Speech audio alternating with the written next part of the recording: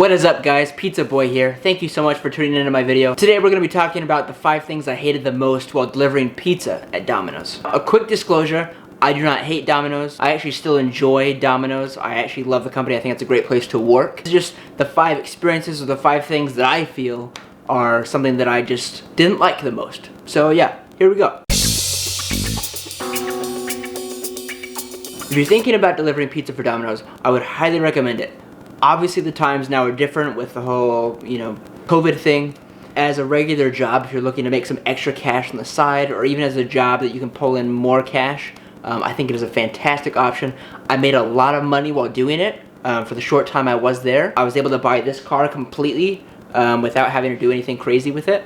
And it was one of the funnest things I've ever done in my entire life. So yeah, here we go. Number 1 would have to be the wear and tear on my car. This is not the first car I drove when I worked for Domino's. I actually had a Honda Civic, which is actually what I would recommend. I got this car about halfway through my pizza delivering career. It was a good investment now, since I don't deliver anymore and I don't drive it as much as I used to. But when I was delivering pizza back in the day, I put so many miles on this car. I think I bought it with around 30,000 miles on it. I think by the time I left Domino's, I was at about 60,000 miles. So I put 30,000 miles on my car delivering pizza within like a year and a half, basically. So wear and tear on this car was extreme. And you also have to account for the maintenance and maintaining the car during that time. It's not just the gas. The more miles you drive in a certain amount of time period, you have to upkeep your car, obviously. This car goes through oil like nothing else. I replaced the oil, I can't even count how many times. I broke a bunch of belts, drive belts. Those break on my car all the time as well.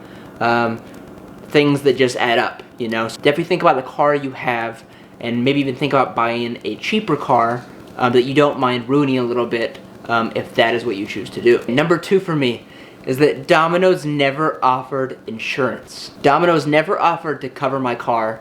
It was never an expense that was given to me as an employee. So even if I made them money, even if I was the best delivery driver I could be, even if I brought in the best numbers and the highest customer service ratings or the highest customer review ratings, whatever it was, Domino's never offers insurance to its drivers, meaning that you have to find some other insurance company that will pay or that will cover you during that stay.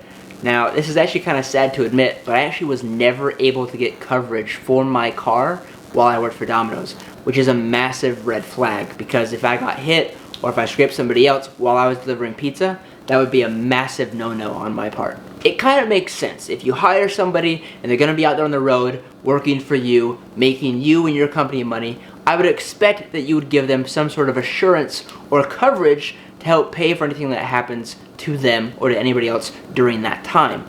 This was not the case with Domino's. I think this is a big red flag in my own opinion, probably the biggest one. I think they should update that for sure. It would just be nice to know that your employers are looking out for you in that sense. I did know other drivers that were able to find coverage on their vehicle, but it is astronomical. I'm talking, $300 to $400, and that's why like 99% of the drivers that I see or that I worked with never actually got full coverage or were able to get any coverage on their car for that reason. It's just the expenses were just too much to pay for, even with all the tips you would make. It just was not worth it. During this time, I also delivered for Uber Eats, which would insure your car during, and still insures your car while you're delivering food for them, which is something that I admire a lot about Uber, in the sense that they take care of their workers, which is exactly what I think Domino's should do. Number 3 for me, for the things that I hate the most, or hated the most when I worked at Domino's, was that I always smelled like pizza. Now, I know that if you love pizza, you're probably thinking, well, that actually doesn't sound that bad. I love pizza. I would love to smell pizza all the time. But I gotta tell you, fresh pizza smells amazing, right? It's the pizza that wears on you over time. So even if I washed my Domino's shirt 100 times, it still smelled like sour pizza dough. I don't know what it was. I don't know why it did that. But if you work there for a certain duration of period, or a certain period of time, I promise you, you and your car will stink and smell like old pizza for as long as you work there. It actually took me, I think, 3 or 4 months after I quit working at Domino's for this car to leave, or for the scent of old pizza to leave this car, which was just a huge turnoff, because I wanted to maintain this car as best as I could. But that just was not the case. So I would definitely recommend, if you do work for Domino's, get some air fresheners, some really strong ones. Keep it in there. Always spray your car before and after your shift. I promise you, in the long run, it would be worth it, especially if you have a cloth interior. All of that pizza smell would just absorb into the cloth, and it just gets nasty. That's how it was with my Honda Civic. Everything I brought into that car just absorbed all of the smells, and it was actually it was a pain to sell because it actually smelled like nasty old pizza. So definitely look out for that if you're going to be doing that. And number 4 for me would have to be no tip days. I know that seems like a really stupid thing to complain about because tips are a luxury, you know, but when it comes to driving and when you put extra mileage on your car and there's wear and tear and there's added cost to that, even though there are stipends, even though Domino's will give you a certain percentage of your gas money back for delivering for them, it's nice to know that when you get tipped, you have enough money to cover the extended amount of time and effort you put in to delivering pizzas. You will always run into people that are stingy, that don't think you deserve it. Maybe they got stiffed by the last delivery driver, and now they just don't feel like they tip you. If you're watching this and you do order pizzas, tip your damn drivers, okay? It is worth it in the long run. You'll always get better customer service.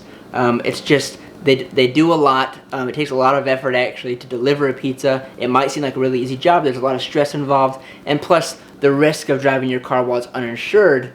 It's nice to have those tips to make sure that we are covered for that kind of thing. Yes, you would always have big tip days where I would come home with $100+ or sometimes even $200 on certain holidays, or even just a lucky day, and that was always a great day. But there were days where you would drive 10 to 12 times. I'm not joking. It maybe happens I think maybe 3 or 4 times for me. It maybe only happened a few times to me, but there were some times where I would deliver 5, 6, 7 times a day and get 0 tips.